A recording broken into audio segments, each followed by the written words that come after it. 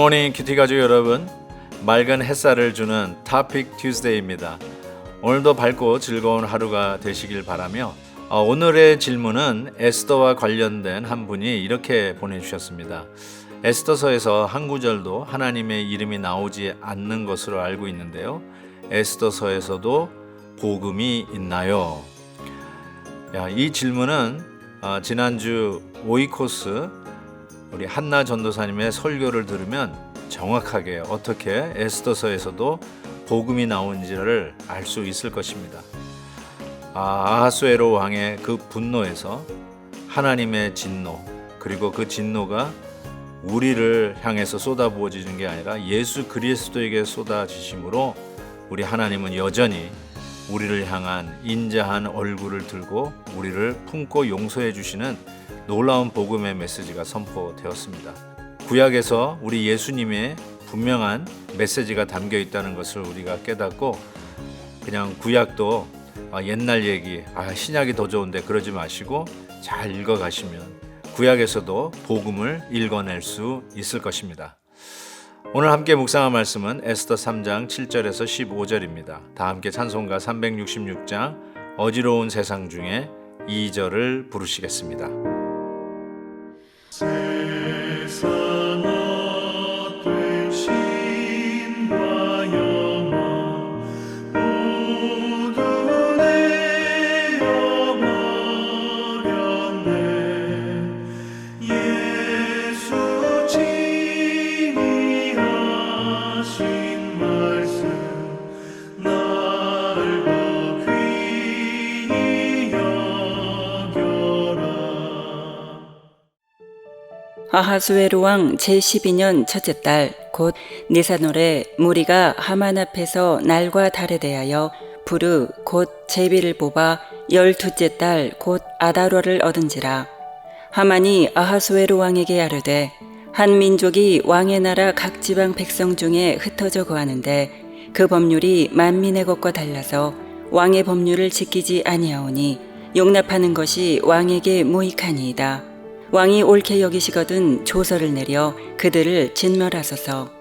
내가 은 1만 달란트를 왕의 일을 맡은 자의 손에 맡겨 왕의 금고에 드리리이다 하니, 왕이 반지를 손에서 빼어 유다인의 대적 곧 아각 사람 함무다다의 아들 하만에게 주며 이르되 그 은을 내게 주고 그 백성도 그리하노니 너의 소견에 좋을 대로 행하라 하더라. 첫째 달 30일에 왕의 서기관이 소집되어 하만의 명령을 따라 왕의 대신과 각 지방의 관리와 각 민족의 관원에게 아하수에로 왕의 이름으로 조서를 쓰되 곧 각 지방의 문자와 각 민족의 언어로 쓰고 왕의 반지로 인치니라. 이에 그 조서를 역졸에게 맡겨 왕의 각 지방에 보내니 12째 달 곧 아달월 30일 하루 동안에 모든 유다인을 젊은이 늙은이 어린이 여인들을 막론하고 죽이고 도륙하고 진멸하고 또 그 재산을 탈취하라 하였고, 이 명령을 각 지방에 전하기 위하여 조서의 초본을 모든 민족에게 선포하여 그날을 위하여 준비하게 하라 하였더라. 역졸이 왕의 명령을 받들어 급히 나가매 그 조서가 도성 수산에도 반포되니 왕은 하만과 함께 앉아 마시되 수산성은 어지럽더라. 오늘 본문은 인간의 전형적인 죄성이 드러나는 내용으로 가득 차 있다라고 해도 틀리지 않을 것 같습니다. 그 당시 최고의 권력의 나라 페르시아, 성경에는 바사라고 일컫는 바로 그 나라의 최고의 권력자 아하수에로, 무엇이 아쉬운 게 있을까요? 무엇이 부족한 게 있었을까요? 그럼에도 불구하고 욕심은 끝이 없는지 그의 수하 이 하만 장군을 통해서 그는 또 엄청난 이 뇌물의 마음을 팔아 그 결과로 유대인들이 총체적으로 위기를 맞는 이야기가 오늘 본문 내용이라고 할 수 있을 것입니다.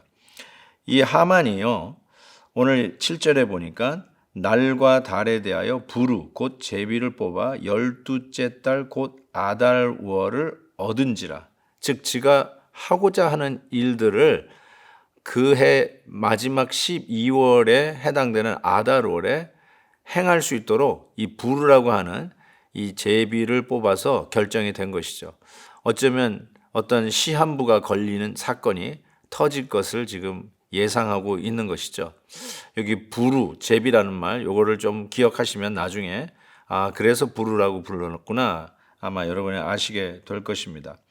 결국은 이 하만이 아하수에로 왕을 어떻게 설득하느냐, 또 무엇을 설득하느냐, 여러 민족들이 여기저기 흩어져서 그 워낙 제국이 크니까요 거하는데 저들이 왕의 법률을 지키지 아니하고 자기들의 법을 지킨다는 것이죠.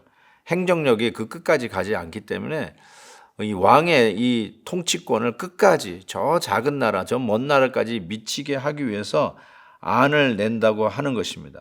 그러면서 이 왕의 법을 따르지 않는 그런 소민족이 있다면 조서를 내려서 그들을 진멸하게 하자는 것이죠.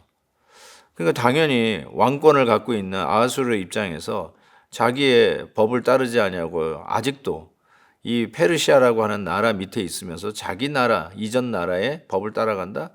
그거 용납할 수 없다라고 했는 것이죠. 그런데 그것이 그렇게 설득력이 없는 정책이었음에도 불구하고 9절에 보니까 왕이 옳게 여기시거든 조서를 내려 그들을 진멸하게 하소서. 내가 이 하만 장군을 하는 말이 은 1만 달란트를 왕의 일을 맡은 자의 손에 맡겨 왕의 금고에 드리리다 라고 약속을 합니다. 그러니까 뇌물을 받은 것이죠. 야, 은 1만 달란트? 이게 도대체 얼마나 될까요? 한 달란트를 대개 100만 불에서 500만 불 생각하거든요.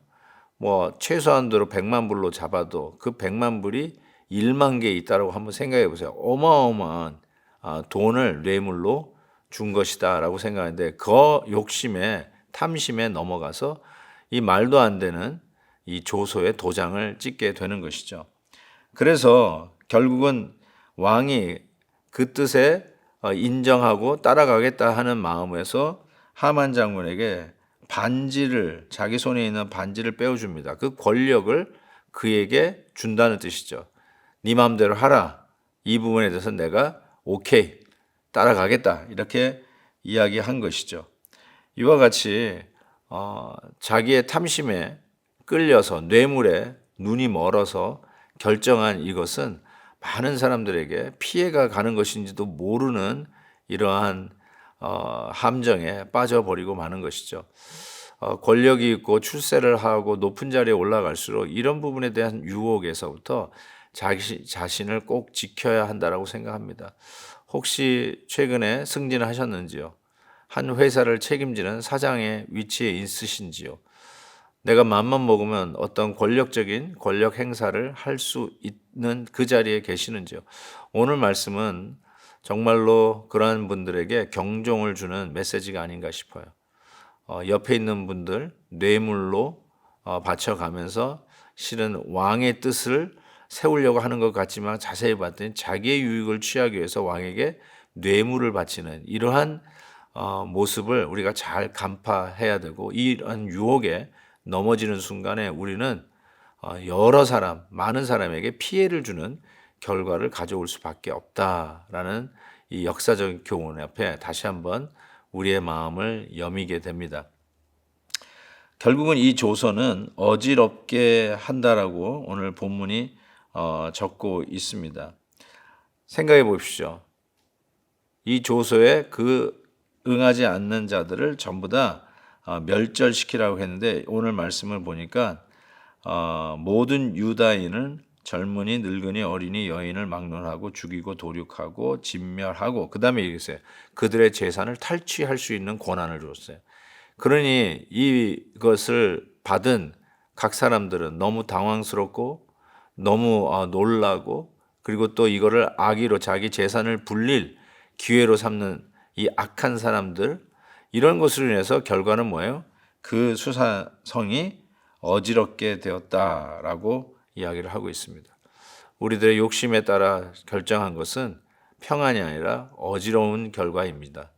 우리가 하고자 하는 일들이 여러분 한번 생각해 보십시오. 평안을 주는 것입니까? 아니면 어지럽힐 그런 결과를 기대하고 하는 일입니까? 부디 우리의 모든 결정들이 평안, 하나님의 약속하신 샬롬, 평강을 주는 결정이 되기를 진심으로 바라고 그 지혜 속에 우리의 오늘도 하나님이 주신 지혜로 잘 믿음의 결단을 하는 우리 모두가 되었으면 좋겠습니다. 하나님 감사합니다. 오늘도 위기 속에서도 여전히 하나님의 이름은 성경책에 기록되어 있지 않지만 배후에서 역사하시는 우리 주권자, 우리 하나님을 믿으며 오늘 말씀을 받습니다. 세상 사람들은 하나님이 보이지 않는다고 하지만 이 세상의 역사 역시 우리 하나님이 이끌고 가심을 믿습니다.